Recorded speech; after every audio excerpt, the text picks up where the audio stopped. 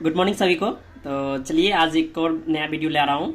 तो मुझे आशा है कि आपने पिछले देखा होगा और आपको अच्छा तरीका समझ में भी आया होगा। ठीक है, तो आज मेरा टॉपिक है ट्रांसपोर्टेशन ऑफ गैस, यानी गैस का जो है ट्रांसपोर्ट कैसे हो गया। इसके बीच वाला मैंने टॉपिक छोड़ दिया है, उसे मैं अगले लेक्चर में कवर करूँगा, अगले वीडियो में कवर कर दूंगा, क्योंकि उसमें थोड़ा रटना है आपको। तो वो तरीका एक बताऊँगा कैसे उसको याद किया जाएगा, ताकि आसानी से आपको याद हो जाए। ठीक है, तो आज सिंपल एक समझने वाला चीज़ है जो आपको पता भी होगा, तो इसलिए आसान आसान तरीका ये। तो आज पढ़ेंगे क्या, ट्रांसपोर्टेशन ऑफ गैस, यानी गैस का कैसे ट्रांसपोर्ट होता है। ठीक है, तो गैस का हम लोग को पता है, हम लोग के बॉडी में दो तरीका से ट्रांसपोर्ट होता है। कैसे, एक O2 एक CO2, यानी एक CO2 के फॉर्म में एक O2 के फॉर्म में होता है। आपको इतना पता है। अब देखिए, अब हमें ये चीज़ जानने से पहले आपको ये चीज़ समझना पड़ेगा, आखिर O2 और CO2 ये किस फॉर्म में ट्रांसपोर्ट होता है। तो आपको पता होना चाहिए हमारे बॉडी में दो चीज़ें हैं, एक ब्लड और एक प्लाज्मा। मेनली अगर ये देखा जाए तो ब्लड और प्लाज्मा के थ्रू क्या होता है, हमारा O2 को ट्रांसफर होता है और CO2 भी होता है। बट इसके एडिशनल एक क्या है कि CO2 जो है, इसके अलावा कार्बोनेट के फॉर्म में भी कुछ क्या होता है, CO2 ट्रांसपोर्ट होता है। अब देखिए यहाँ पे इंपॉर्टेंट क्या है, आपको परसेंटेज बहुत जरूरी याद है, और लास्ट में एक जरूर देखिएगा, उसमें बहुत ही इंपॉर्टेंट क्वेश्चन है आपको। और ये इस चैप्टर से नहीं है, बाकी बायोमोलिक्यूल्स के उससे लिया गया एक मतलब पॉइंट है। ठीक है, उससे क्वेश्चन आने का चांस है, सेशन रीजन टाइप का। ठीक है, अब मैं बाद में बताऊंगा आपको।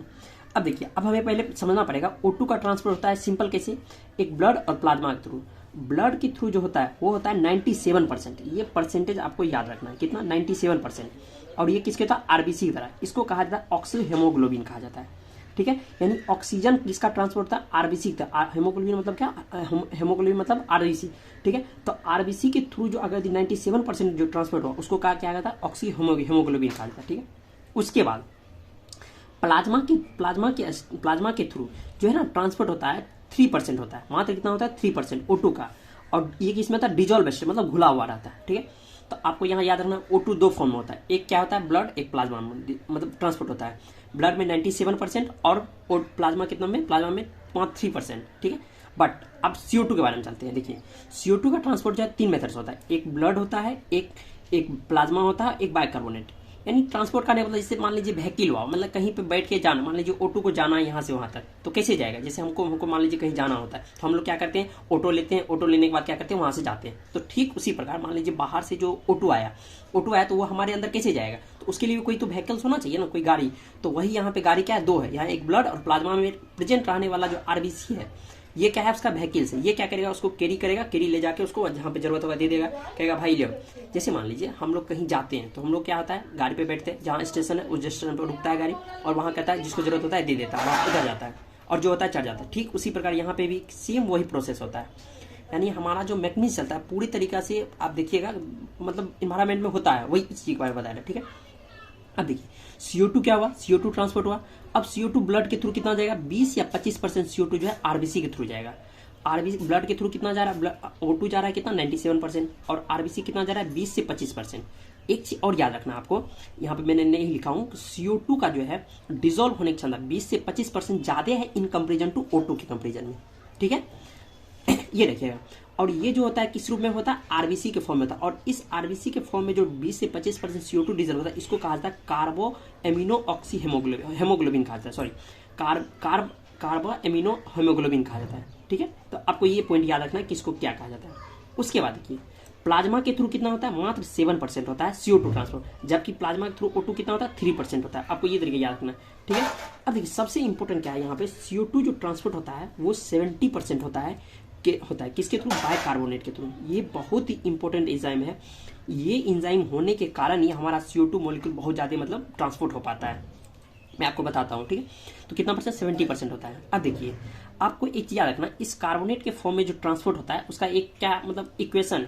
देखिए यहाँ क्या होता है, CO2 H2O से मिलता है, और ये क्या करता है H2CO3 के होता है। ठीक है, अब देखिए यदि मान लीजिए यदि ये हार्मोन यानी कार्बोनिक एनहाइड्रेज यदि ये एंजाइम नहीं है हमारे पास, तो इसके एब्सेंस में एंजाइम तो H2CO3 जो बनेगा मात्र 200 मॉलिक्यूल बनता है H2CO3 एक आवर में, यानी 1 घंटा लगेगा, तो मात्र 200 मॉलिक्यूल ही क्या करेगा, ट्रांसपोर्ट हो पाएगा H2CO3 का।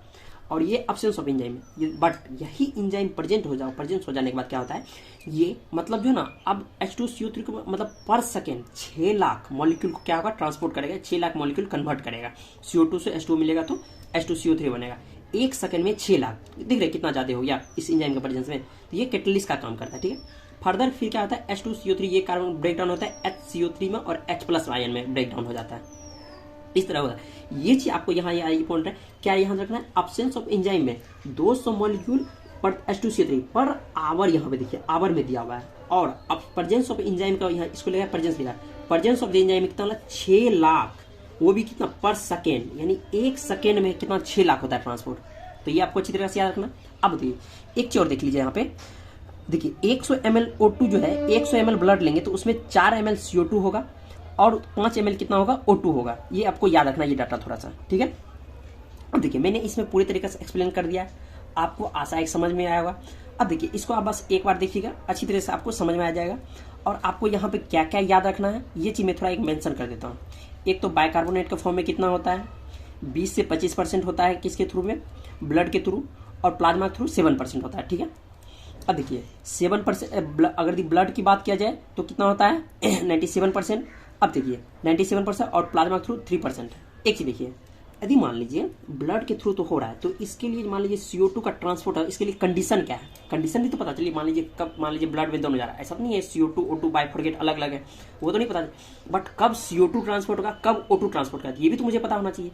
देखिए जब पार्शियल प्रेशर ऑफ O2 यदि लो हो in comparison to partial pressure of CO2 अगर हाई हो, जब हाई होगा CO2 प्रेशर तब जाके क्या होगा, ब्लड का मतलब CO2 का ट्रांसपोर्ट होगा। अब ये कहाँ पे किसका ट्रांसपोर्ट होगा ये भी हमें पढ़ना पड़ेगा, मैं इसे अगले वीडियो में बताऊंगा। मतलब किस टिश्यू के कौन सा पार्ट या लंग्स एल्वोलाई यानी किस जगह किस चीज का ट्रांसपोर्ट होगा, मान लीजिए कहाँ पे O2 आएगा, O2 का ट्रांसपोर्ट होगा, कहाँ CO2 का ट्रांसपोर्ट होगा, कितना % होगा, इन सभी चीजों के बारे में भी मैं अगली वीडियो में जरूर बताऊंगा, ठीक है। तो आशा है कि आपको समझ में आएगा। Thank you.